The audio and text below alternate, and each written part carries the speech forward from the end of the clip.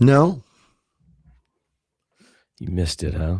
Yeah, I guess. Did you get some? It was howling first thing this morning, but it didn't last very long. Oh, okay. And so it's supposed to rain today and wipe out all the snow. So that's what Oh, I'm that's hoping for. good. Oh, that's good. That's what I'm hoping for. Wipe out all that. Wipe out all that. All that Oh, snow. actually, they just changed it. Okay, no, it's not going to wipe anything out. Well, it's a mix. It's a mix now. Uh-huh.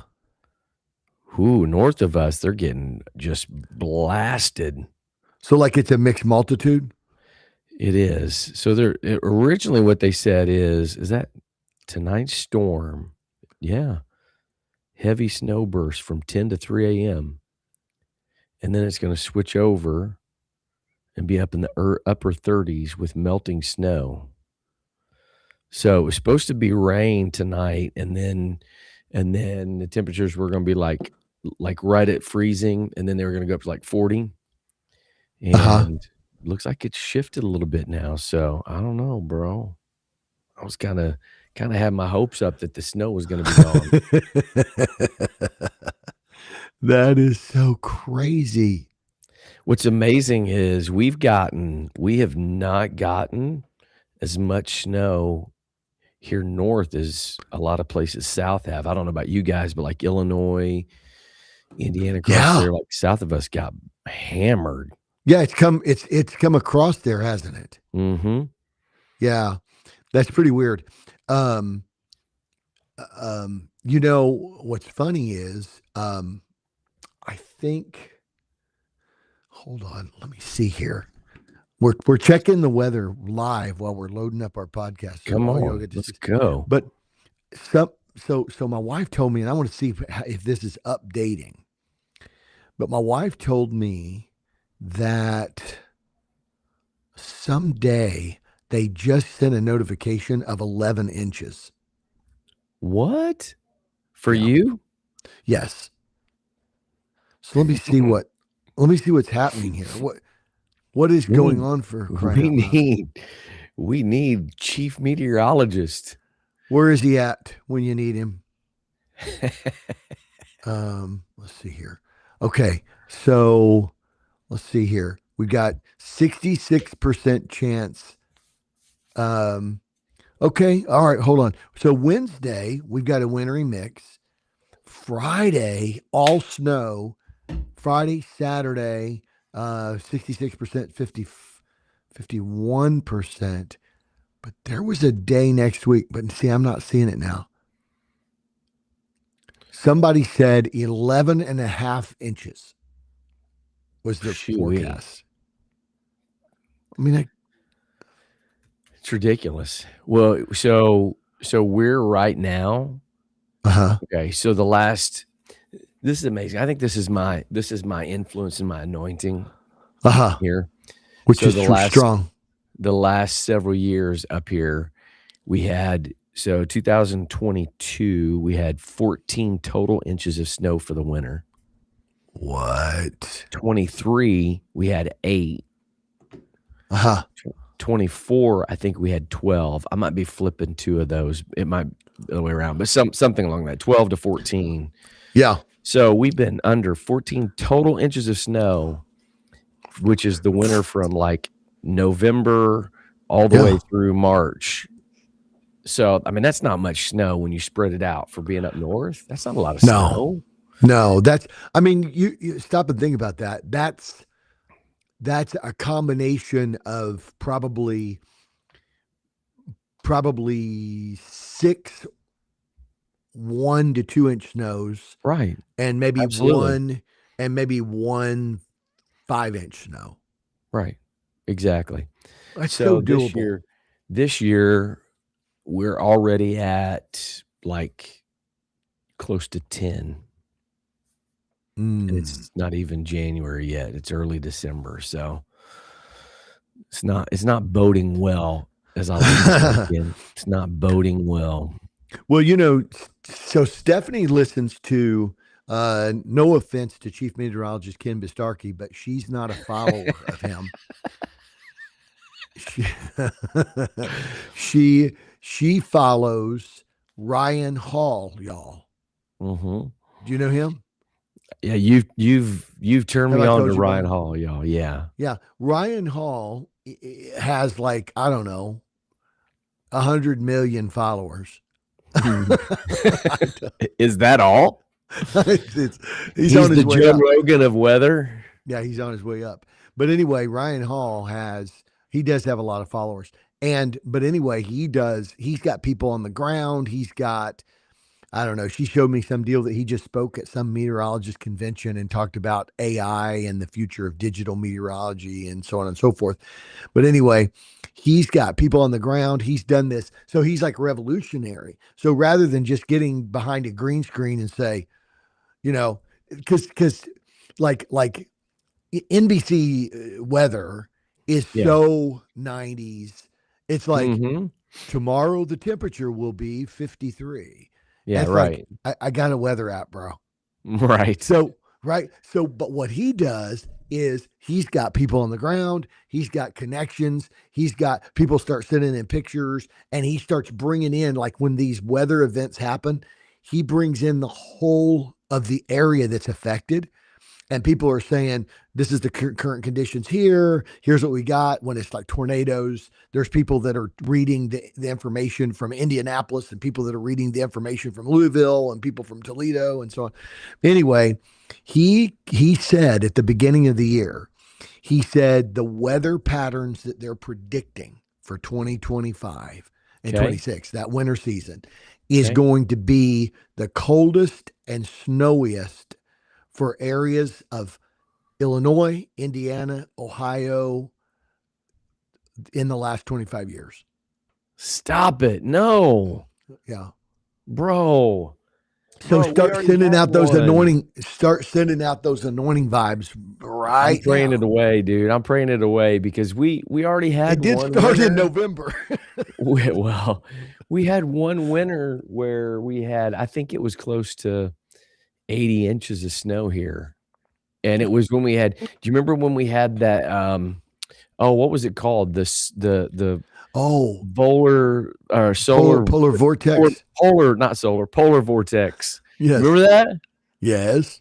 Dude, and it was like wind chills were like -40 and we had feet of snow and devil Oh. is a lie. I preach against that thing in Jesus' name. Just piece of junk.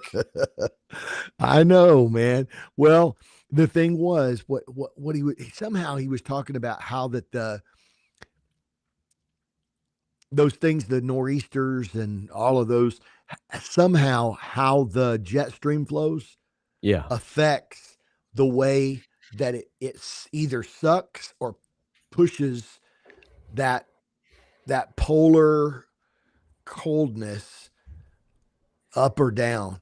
And the problem is, the problem is, and this is what I'm just now learning, is that the place that really gets pounded are the places where the warm front, the high pressure and low pressure system connect, mhm, mhm, and it sucks the moisture out of the warmer air and sends it down as just like massive deposits of snow. right, So apparently the jet stream is going to be so strong sweeping down this year that because normally the jet stream gets pulled up right, to across the northern part of the US because of the cold, because of how cold it is. But yeah, for some reason, it's actually gonna pull it down this year. And here we go. here we go, here we go. Well, no offense, but I'm praying it hits Dayton, not Toledo. Cool. Hey, we if it hits us, it's got to hit you. No, but here's the deal. Okay, so here's my thing. Like, the difference between you and me Okay. is you might get 8, 10 inches of snow, but today you're gonna be close to 40, right? Over 40, I think, today and Yes, tomorrow. that's So true. the difference between the 2 of us is It you're just goes get away here. you're getting a couple warm days where it's all going away. I don't It's get true. that, bro. You don't get that. Piece of junk, dadgummit. Stinking chicken guts. Stupid piece of junk. So, anyway. Hey, I'm gonna have to send you. Look. I'm gonna have to send you. Let me get rid of this. Look, I'm gonna have to just send you. Let's go. Look, Let's this is go. look here. It I is was all cold. over. I was cold, so I had it up like that. Be like doing my Big Unabomber. I know it's supposed to be down like a little bit, like There that you looks go. so weird, but anyway. But anyway, There you go. DG baby. There you go. Represent. Look at the color I combination. love it. I love it. This is so Cindy said, she asked me, she said, do you mind if I do a color combo for the Dillingham Group logo that's not your classic blue and gray silver? I said, well, what are you going to do? She said, well, I got this green zip fleece line, bro. It's so nice. This is the best hoodie I've ever had. She said, I found this. I want to try it out on this thick fleece hoodie, but I'd like to do something neat and unique with the color combination. I like it. And do sort of a goldish. Yeah. I and like green. it. It's amazing. She killed it, bro. Ted Kaczynski. She's calling you the Unabomber. Ted Kaczynski. Hey, Chief Meteorologist awesome. Kim Bastarkey. He is a contributor in so many different ways. He knows. He's got a lot of info for us. You want to give us the Kim Bastarkey, Chief Meteorologist, weather report on the ones? 10:31 a.m. and Chief Meteorologist Ken Bastarkey is checking in today, telling us 26 degrees currently with a high of 33 today. It feels like 14 right now, but 1 inch of rain is 13 feet of snow. Not sure if that computes mathematically. Ken Bastarkey has been drinking too much eggnog, but hey, we love him anyway. Yep, we're going to take his word for it. We're not going to doubt our chief meteorologist. He said it, so it's got to be true. If he says it, it's got to be true. That's right. Be true. 1 inch of rain equals 13 feet of snow. My God, have mercy. It's the curse of snow on Toledo. Oh man, for real. Oh, there we go. You get 13 inches. I like it the other way better, though. Yes. Better statistic. That was an eggnog typo. Yeah, we're going with your original post. Sorry, 1 inch equals 13 feet. That's what we're sticking with. So, all right, you ready to rock and roll? Let's go. Apologize for the delay. We've had credit card fraud and it is so dumb. People don't understand. They don't understand the trials and tribulations that's required for us to come on. We're doing so just so people understand, we're doing a massive upgrade. I mean, massive systemic upgrade of our equipment. And so Kris ordered some stuff, and all of a sudden it popped up on my phone, and the company that he used apparently had my personal credit card or something. I don't know how this works, but apparently, apparently Amex thought it was fraud, and I've never been on TV before. And so anyway, so Amex is calling me. My brother's on the phone with them saying, hey, we got to switch this thing up. And, so anyway, we got it resolved. And our equipment upgrade will be coming. There's a good chance, Ken. There's a good chance by next Tuesday. It's a good chance. Could you imagine? Can you imagine what would happen with our already velvety voices? I mean, what is going to happen? We are going to be the crooners of Pentecost. That's exactly right. That's what I was thinking. The crooners of Pentecost. You need to get a hoodie that has that on there. The crooners of Pentecost. Actually, I think that's what is that group? That they're actually the crooners of Pentecost. Well, they're not the crooners. They're the quartet of Pentecost. Who is that? Let's give them a shout out. Oh, golly, here we go. Let's give them a shout out. Because maybe they'll sponsor Maybe they'll sponsor the. Is this part of the? I started to say the Love Boat tour. Yes, right. That's their theme song. The Love Boat, preaching in Jesus' name. Um, the only one that I've got, the only one that I've got is there's a picture of this guy with a llama, and I'm sure it's not him. That doesn't sound like it's the right guy. Stop it, Who is Chris. it? I got What? to send this to you. I've What got to is it? send this to you because I'm looking for him, and I search it. The people don't even know what I'm talking about, but this is what came up on his page. There it is. The praise, the Love Boat. But what is so let's see if we can get their group from this. Right Road. Road Quartet.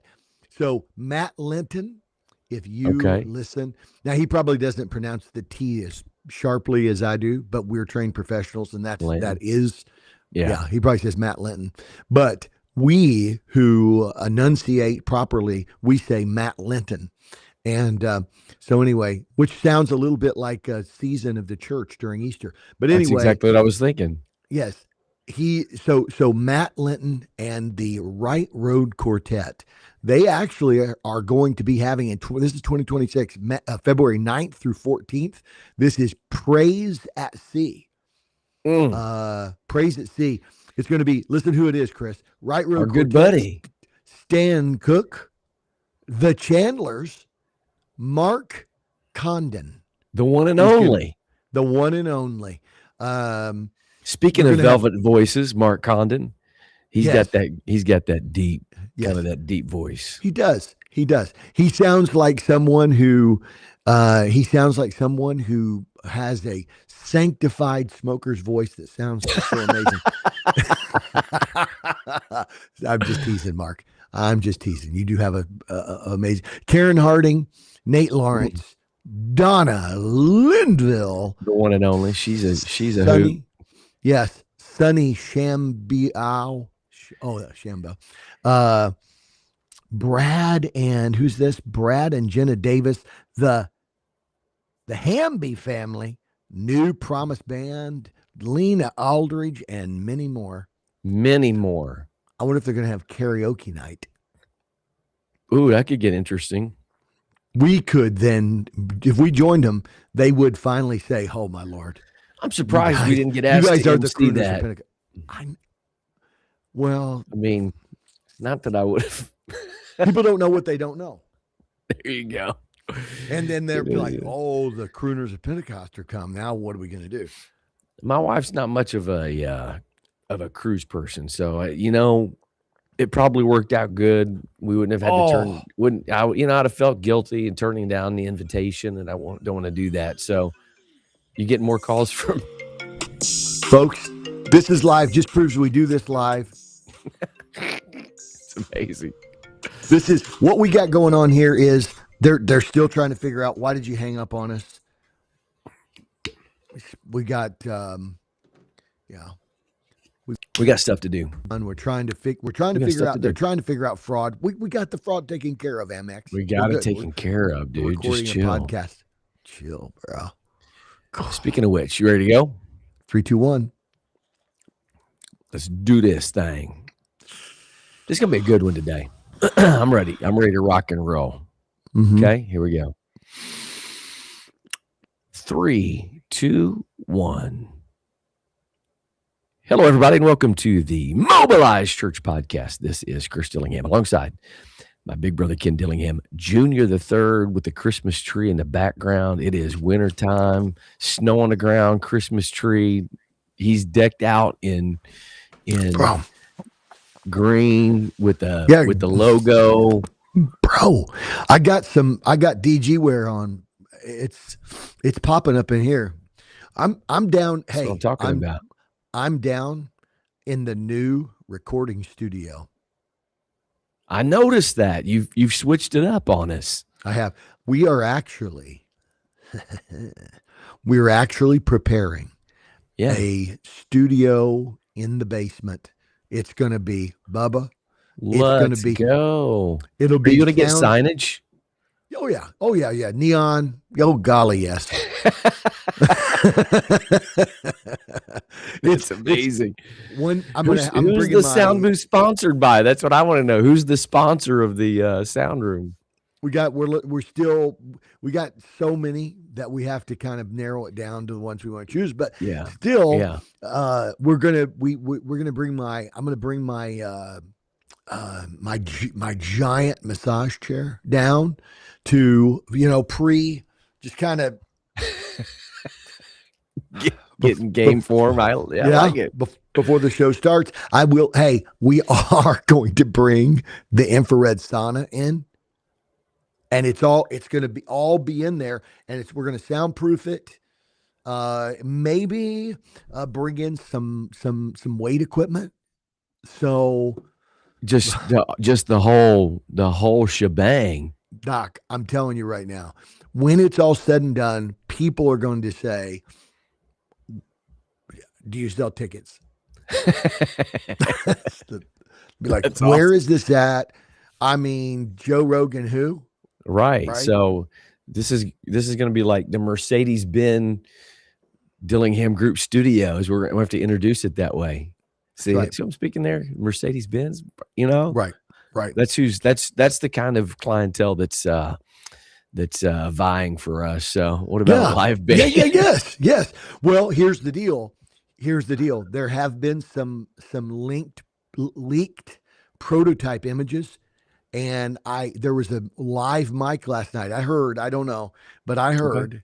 I don't know. I heard it's I don't know, but Troy Aikman said to Joe Buck last night, "Hey,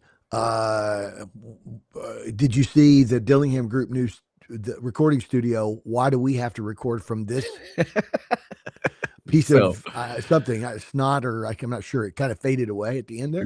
yeah. But anyway, so Troy Aikman's jealous. I don't know. That's what I hear. I don't know. It might be true. It might not be true. But it's what I hear.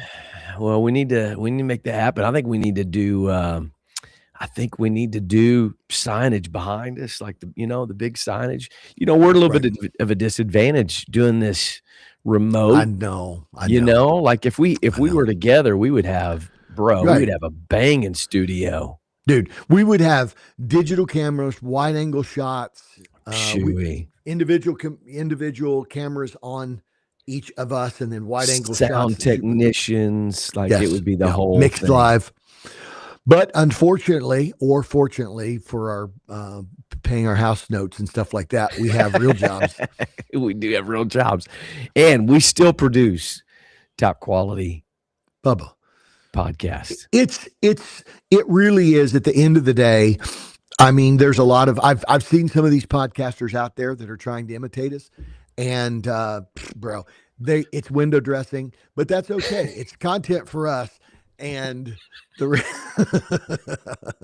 the reality is, I had a conversation with someone last night who told me about someone that we both know, Yeah.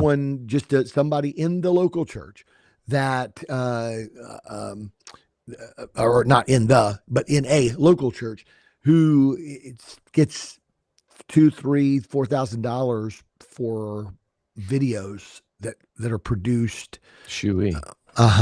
So anyway, Here we are. But here's the bottom line. It's about content.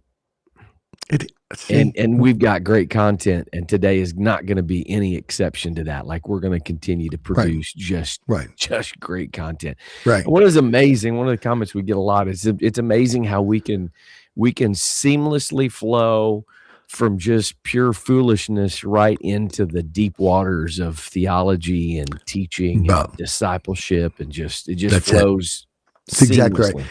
And here's the only thing that we fail at is being a discouragement in that area. That's the only thing. That's it. Oh man. Those that have never listened to the podcast and this is their first tune in are like, they don't understand like the Mobilized church humor and all that. Right. Just go back and listen. You'll clue in pretty quickly. So don't take ourselves too seriously. Like, all right. They're shtick. That's the shtick. All right. So speaking of just Inflicting flowing into pain. the deep waters, it's 10:45 here, local time, and we're ready to rock and roll. So you ready to get into it today? We are rocking and rolling. Let's go. Let's do it, man. Let's do it. All right. So today we want to have a conversation. I was thinking about this earlier, Ken, and I don't want to get you in trouble. Oh, But it's not. you you posted something on a forum the other day, Oh, which, snot. as you are wont to do from time to time, Mm-hmm. just a little pot stirring post. Uh-huh. I've gone from a spoon to an oar. I have an That oar is mounted on my absolutely the studio truth. wall. He does. Oh, He that would be does. awesome. The Dillingham logo on an oar. Oh, Yeah, just stop it. stirring the pot. Stirring the pot. Stop it. Yeah. So the pot that you were stirring that day, and again, not just stirring the pot. I think there's some validity to validity. There's validity to what you were saying. Yeah. And the essence of what I'm just going to kind of encapsulate what I took away kind of from the post that I think leads into the conversation today. And that was that we were raised by Hall of Fame basketball coach Ken Dillingham Sr. III. That's right. That's right. Hopefully they're enjoying some R&R. Yeah. Actually, right wouldn't he be Ken Dillingham Sr. II? Well, I'm not quite sure how that works. So we just flowed with it. We just go Ken Dillingham Sr. III. Yeah. I thought you called me the third because I was the third from Kenneth to Ken to Kenny. But I'm a junior, but who knows what that means? We don't even know. We don't even know. It's a Dan Patrick thing, so I don't even know. Don't make sense out of nonsensical things. Absolutely, 100%. Yeah, right. So we were raised by Hall of Fame basketball coach Ken Dillingham Sr. III, who put a lot of great values and principles inside of us. And there are a lot of people that didn't have the opportunity, maybe for whatever reason, to play sports and be involved in some of those things. And obviously there are downsides to a lot of things. There's certainly some downsides to it, but there are a lot of really valuable lessons that you can take away by being raised playing sports, being involved in those kinds of things. And I think today's topic, it fits perfectly in this, because one of the things that we learned very, very quickly from our dad was that, I mean, again, a lot of values, no whining, right? You don't complain. Whining. No whining. Yeah. Others said no wine. I'm like, that's true. I mean, don't be drinking, boy. No wine, bibbers. Getting messed up, getting in trouble. I told Stephanie, by the way, the other day, I told her that there were so many people along the way. Roger Steig one time came up to me after a practice and looked at me and said, "Hey, were you at such and such's house this past weekend?" I said, "No."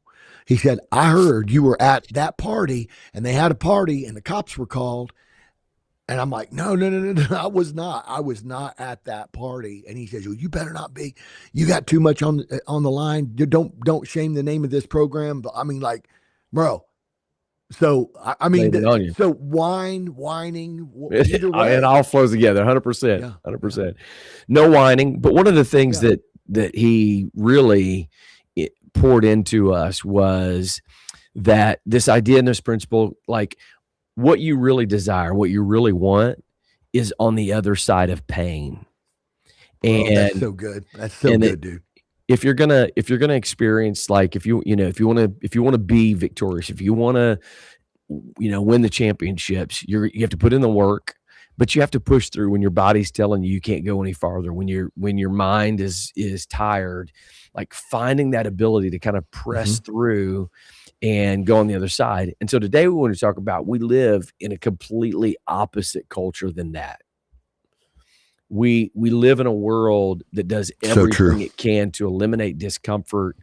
In every capacity, we try to make comfort, the most prized possession that we have. But the reality is, God rarely does his deepest work in comfortable places. Come on. And so while culture's trying to make life easier, God is trying to make his people stronger. So today we want to talk about is we want to talk about this idea about what is the purpose of pain, and as disciples of Jesus, why is it important that we continue to not shy away?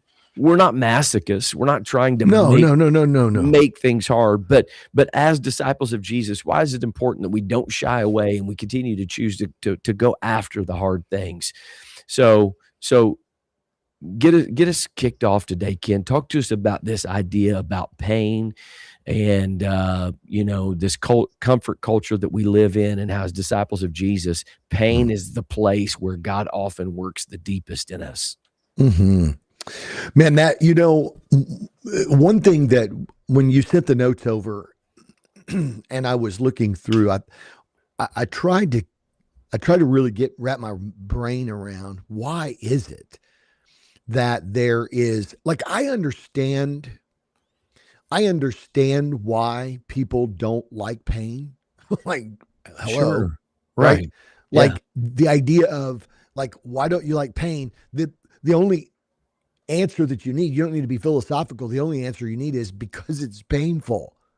Yeah. Right. For Like, real. I don't Not too need to, complicated. yeah, it's just like whatever. But why though then do we like it, like it's almost as though comfort is the opposing posture to pain. And it's Mhm. almost like it's like a polarity. And so I think, to me, human beings, in my estimation, I think in our intrinsic built-in mortality, we, in the sin dysfunctioned world, the sin disrupted, corrupted world, we're aware of our mortality.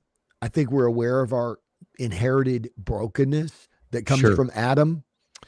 And so, because the world feels unpredictable, because the world feels sometimes unsafe, Yeah. then we seek what is predictable. We seek what is safe. We seek what. So I think there's an element of comfort that it's such a, the word has such a wide semantic range.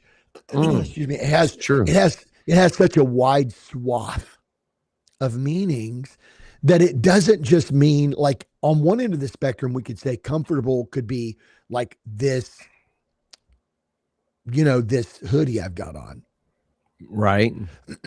But or comfortable could be a season of life that someone's in.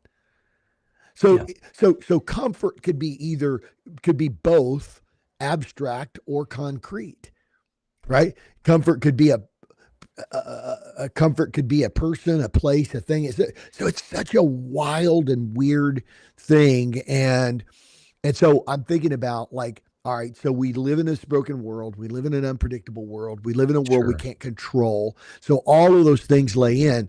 But I think that underneath this drive, like you said, there's something very theological. And that is,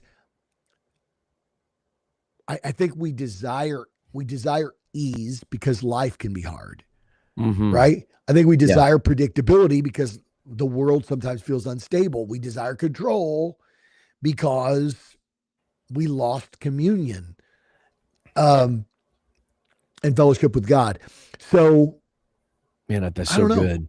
You That's know what so I'm saying? I good. think that all those things sort Yeah. of play into why we have a problem with pain. Makes a lot of sense.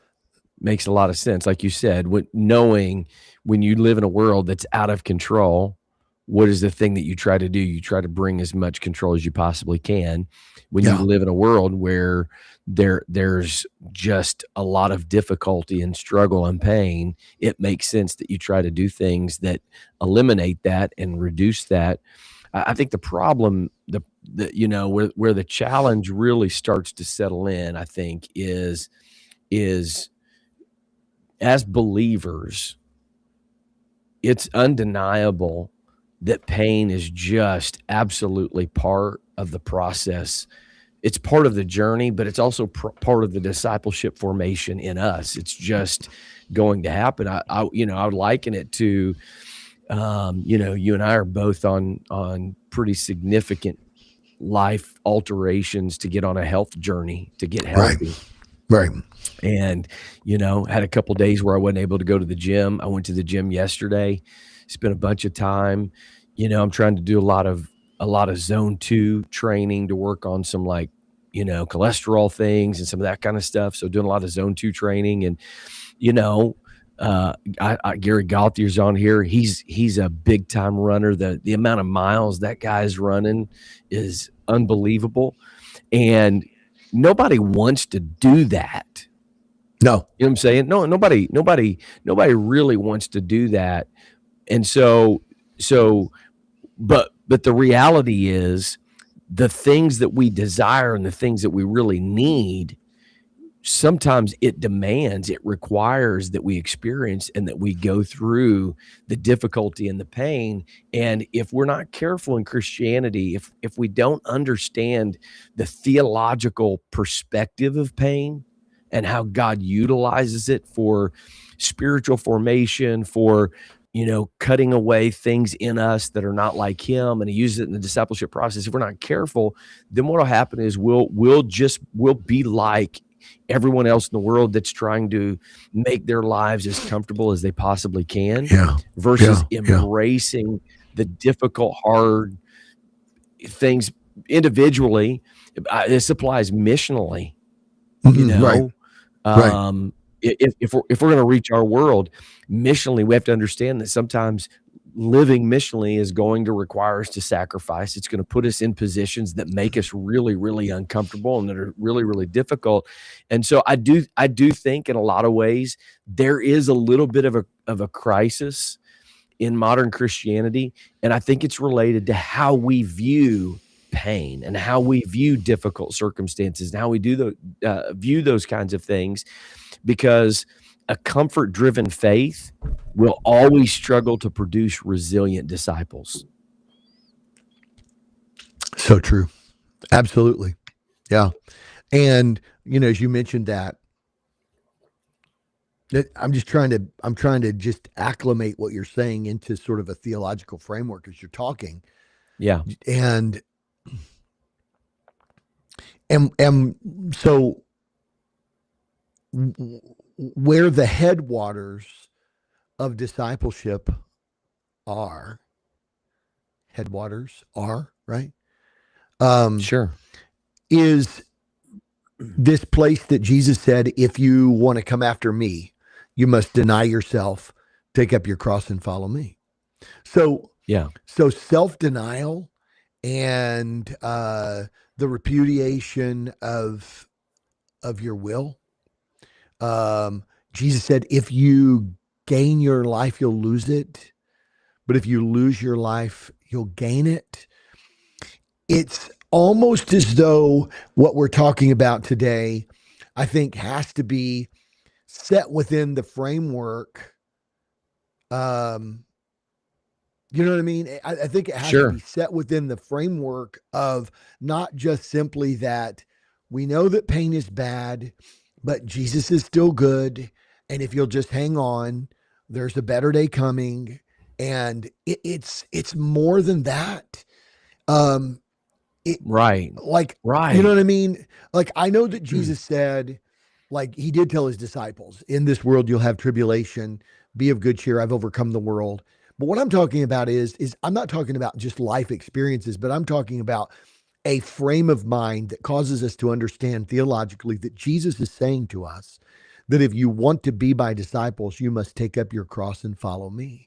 And so the self-abandonment that is in stark opposition, the self-denial, this idea of living the upside down life of the kingdom that says, if you want to go up, you got to go down, like everything so like what you're talking about with at the gym, our bodies say, like, I don't like this.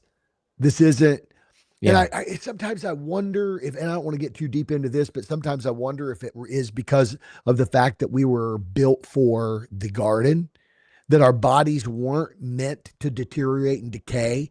And so we have to work towards not letting our bodies decline too quickly, even though Mhm. they are declining in a way that we can't stop ultimately.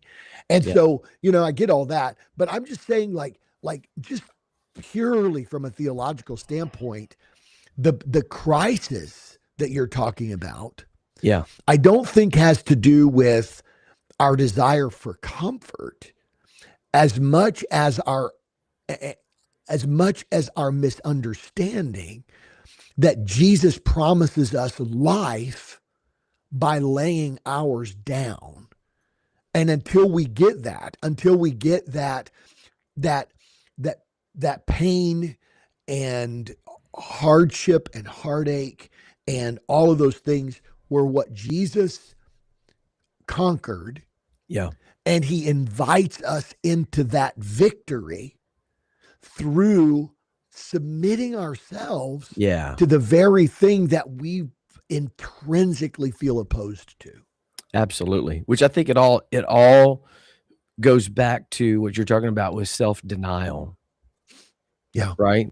I think that's really the root of it is that it goes back to self-denial. And as you're talking there, I was thinking about, the idea of fasting, which Mm-hmm. is again the last thing the flesh wants is denial. There's Right. no way it wants you to deny the things that are healthy and good and needful.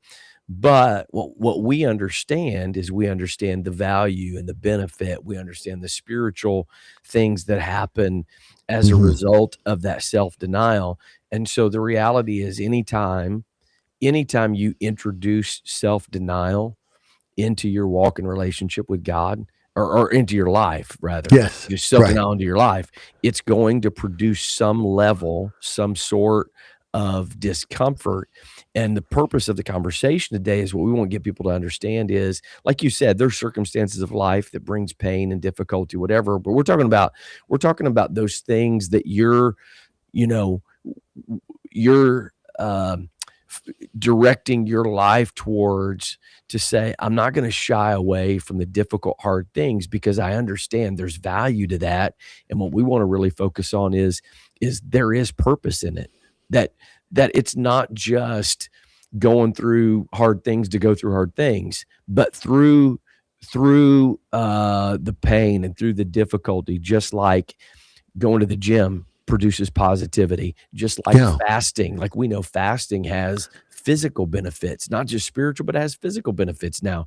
And so what we want to talk about is what are the things, why, not necessarily why, but how does God use pain in a way that makes us who we're designed to be, and how the reason that I think that's important is because it reshapes how we view it. It Uh-huh. changes our attitude, it changes our perspective. Again, going back to our example of growing up as a coach's son, you know, nobody wanted to run killers, Right. right? I mean, nobody wanted to get up early in the morning and go in and shoot 100 free throws before you went to school. Um, like all of the sacrifices, all of the things you did, but why were you willing to do that? Because you understand that if we're going to be a winning team, if I'm going to be Wow. the kind of player that I want to be, then it's going to Right. require me to go through some of these pain things. And so as believers, reshaping it and reframing it so how we view pain is not the same way everybody else in the world views it. We look at it and understand and recognize that God uses that to shape us, to form us, to mold us. He uses it for his purpose. So maybe talk just a little bit about how God uses pain and what the purpose of it is. Well, um, hmm, that's so good. So I guess to me, the question that I'm hearing you ask involves it involves sort of the tension, maybe Mhm. um, the tension, and then how it causes us to be able to embrace what we might have an aversion to? Is that the road you're walking down? Yeah.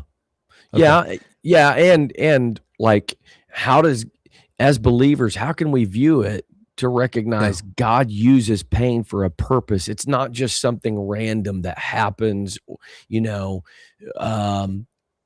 like as a believer, how should I view pain through the lens of discipleship and purpose? So good. Well, I think it has to start with an understanding that Jesus is not creating an equivalency between self-denial and self-hatred, because he said you have to love your neighbor as yourself. No man ever hated his own flesh. And so I think it's important for us to just even define, because when you start talking about things that don't just sort of normally and naturally make sense, Yeah. I think some people might think that Jesus is making some kind of an equivalency between self-denial and self-hatred. Yeah. You need to hate your Yeah. life. You need to, no, I think that what Jesus is doing is saying that self-denial is the reordering Right. of our identity around not just a new way of life. That's the thing. It's not a new way of life. It's reordering ourselves around the faith that we have in the source of life. Um, so that then what happens is that we say, okay, did you make yourself? No. Okay. Then you're not the origination point. You could not affect coming into the world, and you cannot affect leaving the world. You all can only affect to some degree, and some would say to some small degree, how long the period is between those 2 points. I had no contribution to the fact that I'm alive. And in the end, I will make no contribution to staying alive. And so I think C.S. Lewis said this.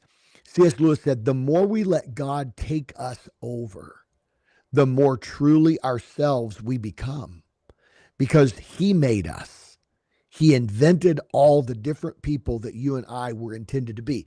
That was C.S. Lewis in Mere Christianity. So I think what that is saying is that self-denial is not the erasure of self. It's the resurrection into the life that the life giver intends for us. And if we have faith, if we could reorient and say, look, I didn't bring myself into this world, and I'm not going to have the power to stay in it. Eventually, life came to me outside of my ability to affect that, and death is going to come upon me outside of my ability to sustain my life. So man shall not live by bread alone, but every word that proceeds out of the mouth of God. Sure. And so we got these two pieces here. Life comes from God, and life is sustained by God. Yeah. So if we've got that kind of faith, then all of the self-preservation things that we engage in are simply our desire to maximize our potential for God while we're here. We don't exercise so that the bad stuff doesn't happen. We don't exercise so that we won't die. We don't exercise so that we can find the fountain of youth. We just simply say, God, while I'm here, when my day comes, I would rather simply close my eyes and not get up the next morning rather than to have 5 years in a nursing home because I liked cherry pie so much. So it's just a complete reorientation, I believe. Sure, absolutely. Real quick, we got a comment from Gary OH0901 asking if we engage with the chat. We definitely do. Appreciate the comments, and he mentions a couple of things there about the difficulty as Christians, difficulty we're going to go through because Jesus suffered and told us that we're going to go through that. And they talked about reading the word should start every day, like those 100 free throws, 100%. You got to have the word in you to get going. So we do engage with the chat, Gary. So we appreciate you being on and engaging Yeah. in that today. So I think the great points, great comments. I think when you look at biblically, you can see the examples in the model that God has given us, how Mhm. that he takes hardships and difficulties and difficult circumstances and situations to form and to shape. I mean, just Israel, every time they would leave their devotion to the one true living God, inevitably what would happen is he would send some enemy that would come in and bring suffering and persecution. Yeah. All throughout scripture, you see, the different characters, the different people that went through difficulties and what that produced in them. You see David, Daniel, the book of Acts church. I mean, the multiplication that happened in the book of Acts church was the byproduct of them, not God removing the pain from them, but recognizing and understanding that there is a purpose. We're able to see now that the persecution that the book of Acts church went through was what resulted in the gospel being spread around the world. And so God had that purpose.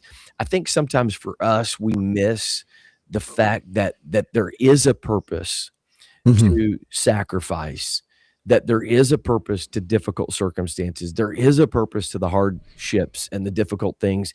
And when I say there's Mhm. a purpose, Mhm. what I mean by that is as you have said, many times, well, everything happens for a reason. Well, that's not There's a real difference. Yeah, theology. there's a difference between a reason and a purpose too, by the way. Correct. Yeah. And Yeah. what our hope is that we know that God can take all things and he works them together for good, Mhm. including the painful things. And I think one of the most important things Mhm. about this pain thing is it does a couple of things. I think it exposes places in us that are either, bent towards the flesh, carnally Mhm. minded, or bent away from the things of God. And I think it oftentimes produces in us um, the mindset and the attitude of determination, endurance. We're going to press through. We're going to keep on pressing on through this. And so I think Mhm. I think as disciples of Jesus, it's imperative that we recognize there is purpose in it. God has a Well, reason for it, and we have biblical examples all throughout Scripture that not that God, when you're in covenant relationship, it doesn't mean yeah. that God extracts He all pain away. yeah. That He has a purpose in it. Yeah, he uses it, doesn't cause it.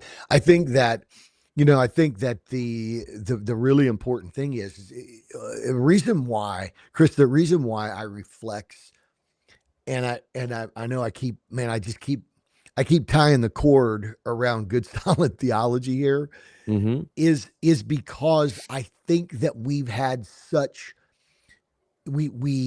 we have such a deep deep sense of not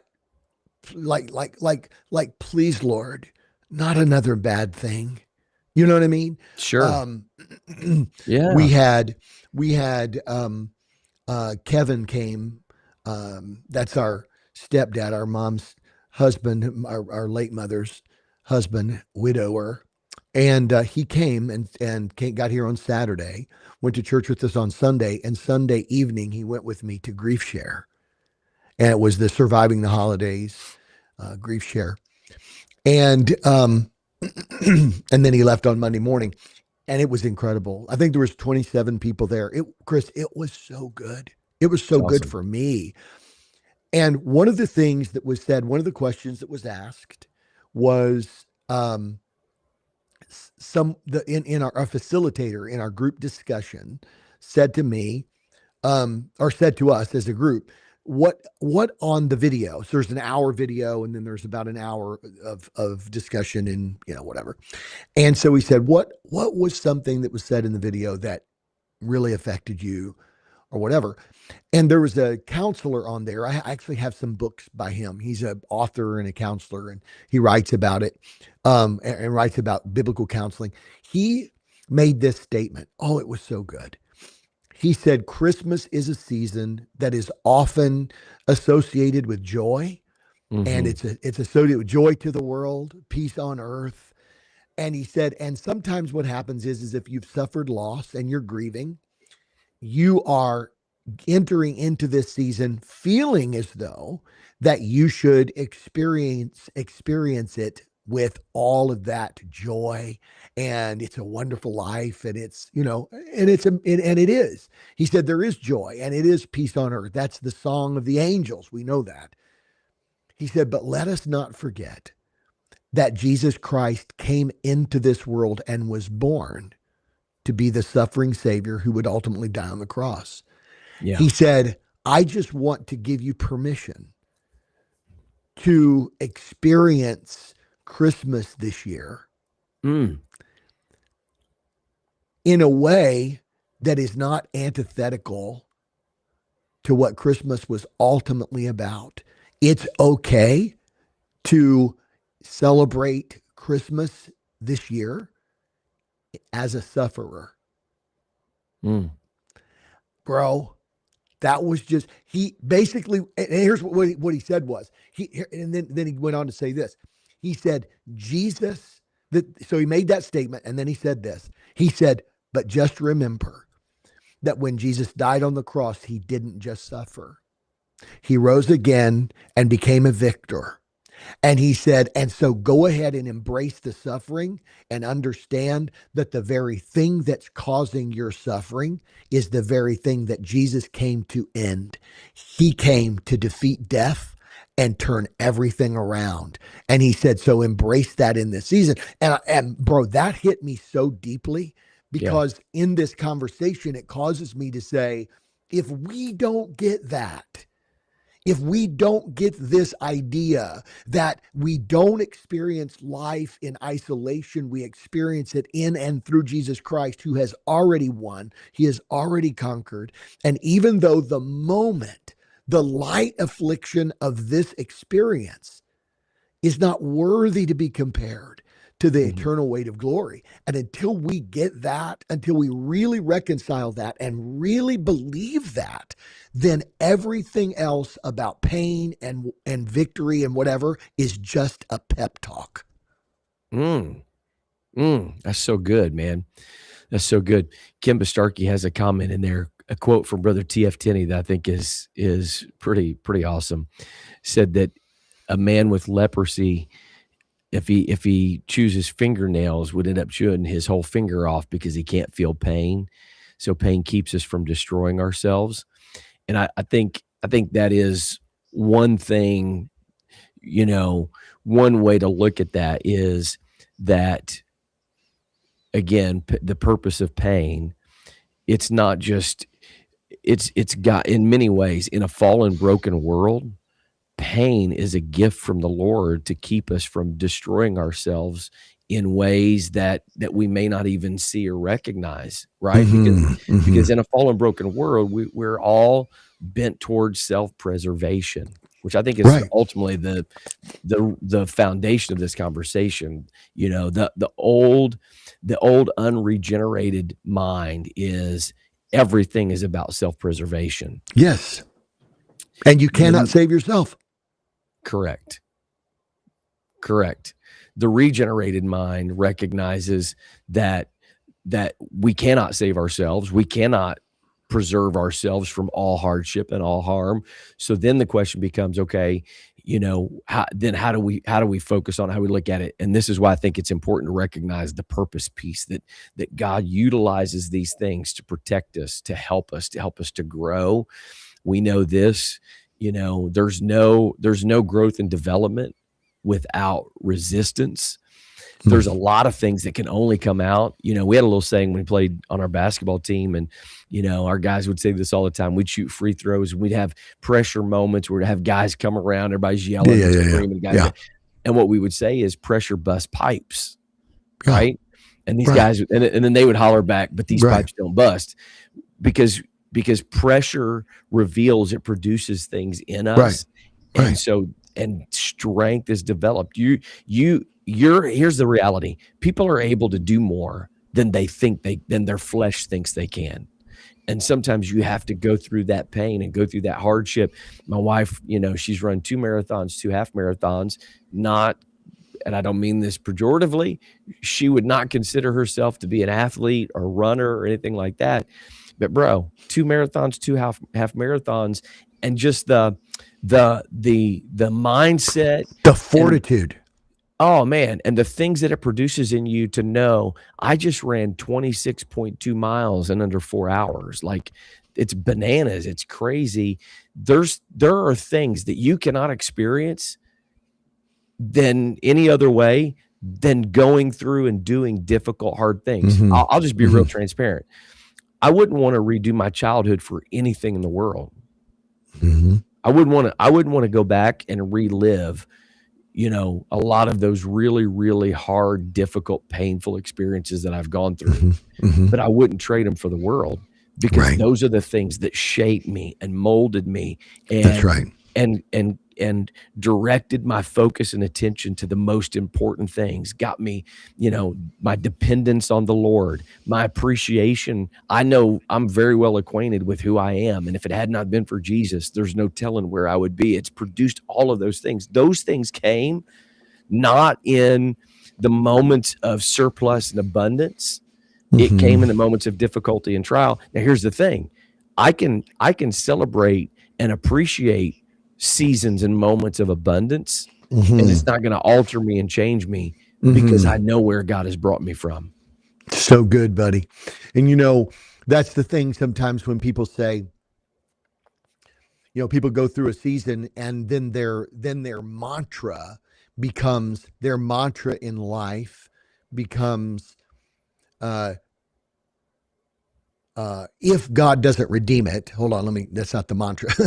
But if people go through those types of seasons, and if they don't see the redeeming power of Jesus Christ in it, if they don't see that God used it, I'm not a Calvinist. I do not believe that the will of God is always done. He is not willing that any should perish, and yet the Bible says that there is a lake of fire and people will end up there, which means the will of God is not always done. Right. If you think the will of God's always done, and He's got a purpose in it, and so you think, there's a reason for that. There's a reason that happened. There was a reason for the pain, and blah blah blah blah blah. Well, yeah, there is a reason, and the reason was because there were adults that made decisions, and there's brokenness in life, and there's lack, and there's all of those kinds of things. Some of it because of the world we live in, and some because of decisions that were made, and whatever. Okay. You don't look at that stuff and go, well, God was in it and there was a reason it happened. And yeah, right. The reasons were not things God caused, but the things that God used resulted in something redemptive. And the reason why I think that's important, Kris, is that when people don't recognize that God has redeemed it, then they go through the rest of their lives saying, I've spent my life making sure that my kids don't ever have to experience what I experienced. And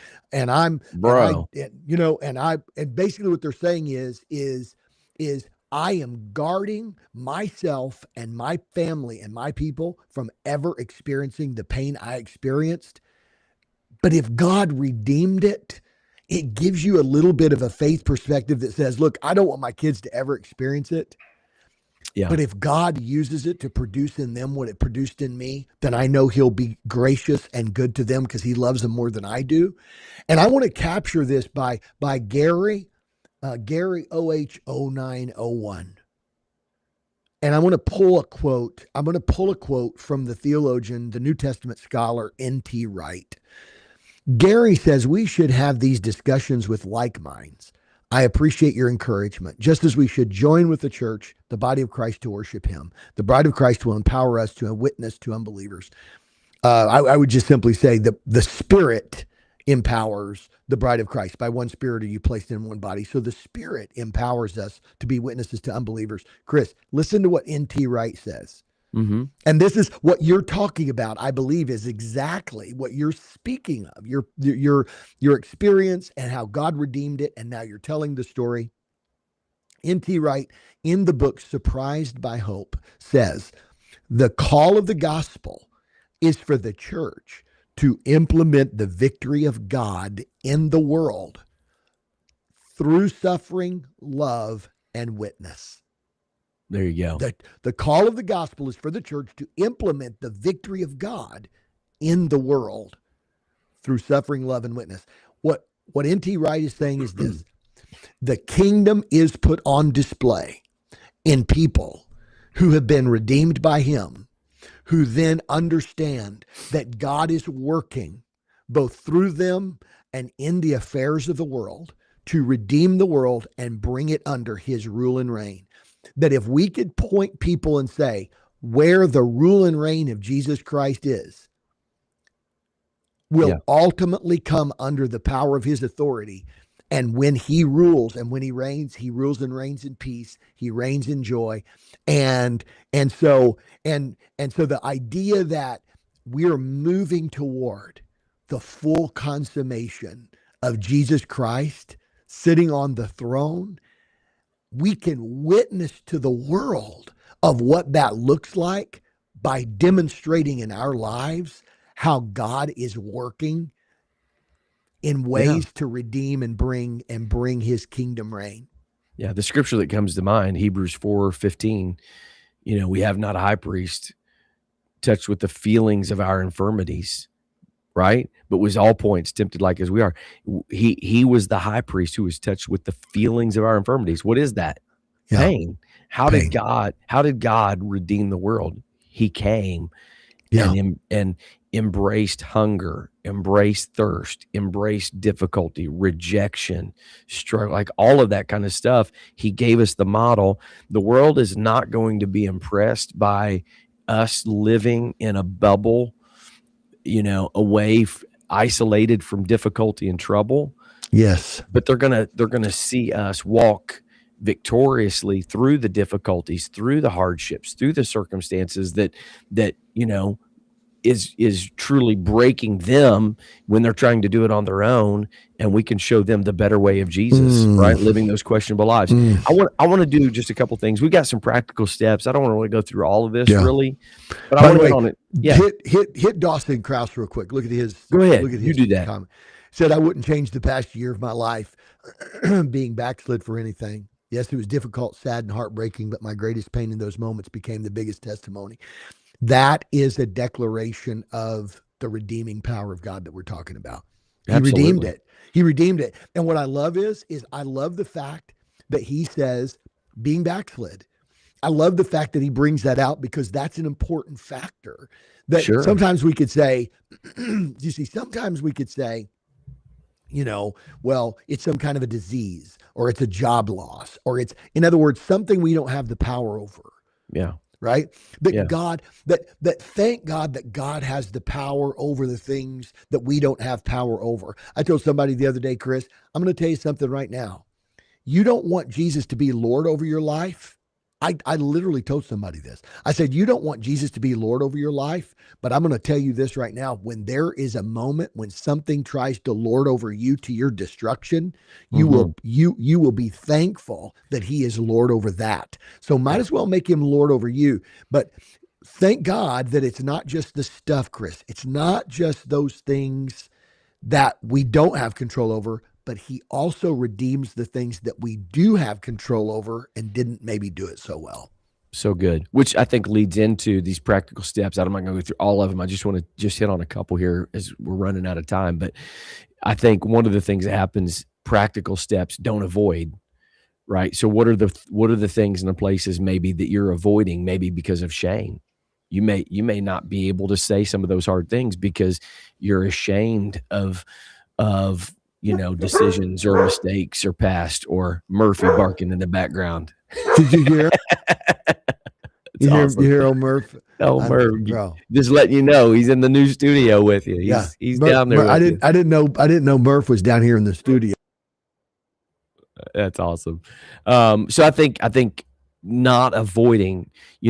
Randy Brown made a comment years ago. We've had him on the show, but Randy Brown made a comment years ago after losing his wife to cancer. And he made the comment in the statement, he would go to their restaurant and sit where they used to sit, order their food. He would go to the places they enjoyed going, whatever. And he said the reason he did that was he was struggling so bad with grief. And he said the Lord spoke to him and said, the only way to overcome is you have to run right at the giant. What is the giant that's defying you? You have to learn how to run right at it. And I think for a lot of people, avoiding that difficulty and that pain is just prolonging the agony, and learning how to run right at it and letting God bring healing. The one thing that I want to focus on, and we'll just end it with this, Ken, that I think Okay. I think is could be a whole conversation of itself. So the steps: identifying discomfort you're avoiding, ask God what he's forming through the pain. Step 3 is where I want to go to, so I'm going to skip it. Step 4, refuse to quit too early, which is a whole conversation by itself, and ask for eternal perspective. All of those are valuable and important, but I want to hit on that step 3 part: establish a rhythm of doing hard things. I think that the way we set this up was the way we were raised, the things that were put into us. And there were some things that were established in us that we established a lifestyle and a pattern of doing the difficult, hard things, which then has just, has bled into so many other areas of our lives that now it's just not uncommon. We're just going to tackle hard things because that's the way we were raised. I think it is imperative in this day that people establish rhythms and a lifestyle of embracing hard things, having hard conversations, right?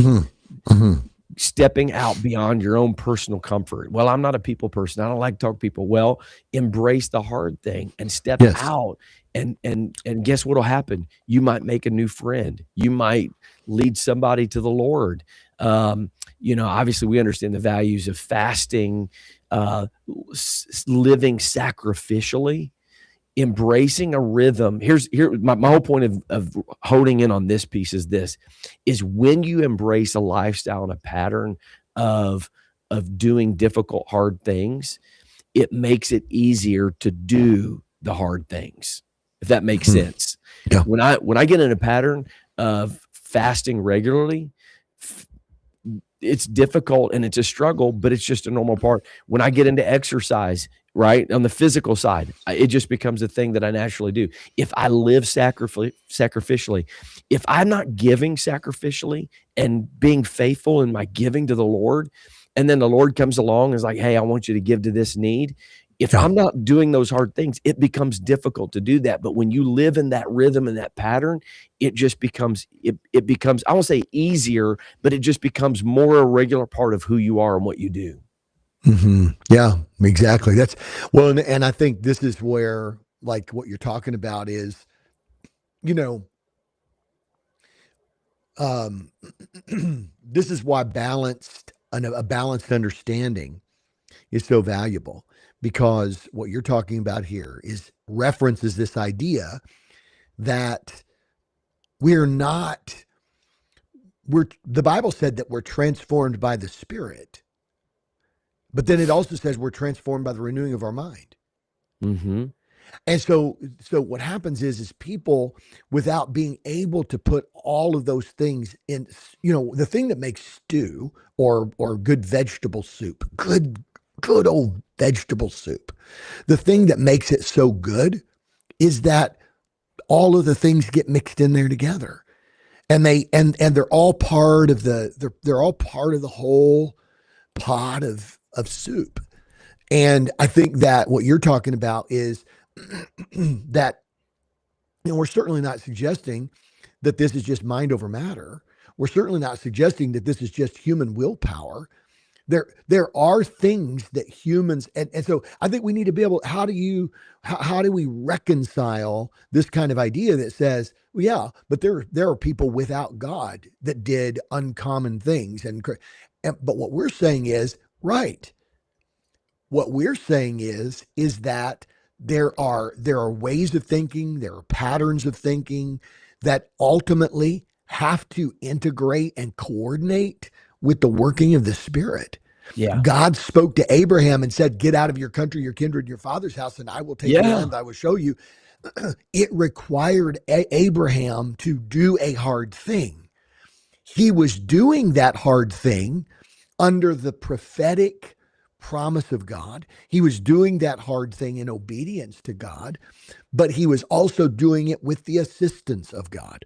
And so I think that there's I don't think that there's anything wrong with saying that it's okay to reframe your mindset, to Yeah. reframe your way of thinking and Yeah. say, there are some hard things I'm going to do for God, and there's going to be some hard things I do by the grace of God.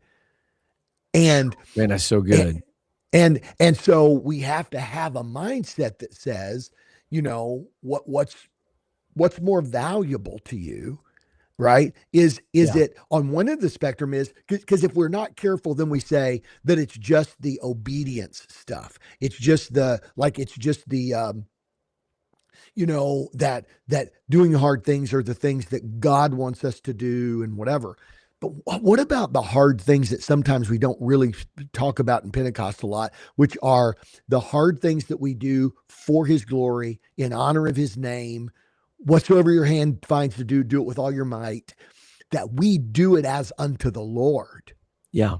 Yeah. Everything you do in word and deed, do it all in the name Do of it Jesus. alone. In other words, Right. do the things of your life both for and by the glory of Jesus Christ. So good, man. That's so good. A lot of really good stuff today, and this is one of those topics we could go 1,000 different directions. And I think your last point there, the statement, we weren't called to a life of comfort, but we are called to a life of impact. And comfort protects us, and that sacrifice and just leaning into it opens you up to places where God can work through you. And I love this line, Ken. It says, "Don't waste your pain," right? Don't Yeah. waste your pain. Let God utilize it for a purpose.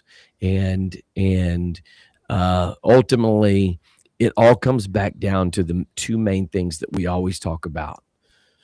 Pain does two things. Number one, it helps us be a disciple of Jesus. Pain helps us to oftentimes see places in us that need to be transformed by him, by his spirit, our attitude, behavior, like all that kind of stuff. Pain is a good motivator for us to be a disciple of Jesus. And God often uses our pain for his purpose and for his mission to reach people that are going through difficulty. I can't tell you how many conversations I've had, literally hundreds of conversations where I've had discussions with people that either are going, raising kids, or they are kids going through a divorce, or they're going through some type of, real catastrophic like a life event like that. And I've been able to look at them and say, you know what, you're probably feeling like this, but let me show you what God can do. So all of these things with pain, it really comes back down to what we always talk about, which is God uses it to form you and to shape you into his image. And he uses it to reach people who are also experiencing and going through pain, to show them that God can take those things and turn them into a beautiful story. Bro, you know what I took from that? Tell me. God's gonna use it to form you into Christ likeness, Yes. and he's gonna use it to frame your witness and Truly. your future. My God. It's good stuff. It's good stuff, bro. That's awesome. Well, hope today's conversation was a blessing to you. We appreciate, man, a lot of great comments, and weren't able to get to all of them, but certainly appreciate the interaction and engagement today on all of the platforms. Thank you for joining us, being part of this conversation. We're going to come back next Tuesday, Ken, and hopefully we got new equipment, and it's going to, if it's even possible, I don't even know that it's possible, but we may sound even better next week. Boy, I mean, That would just be levels that we're not sure of, but we just only find them out. It's just it'll be a moment of discovery for us all. So you need to be here next Tuesday around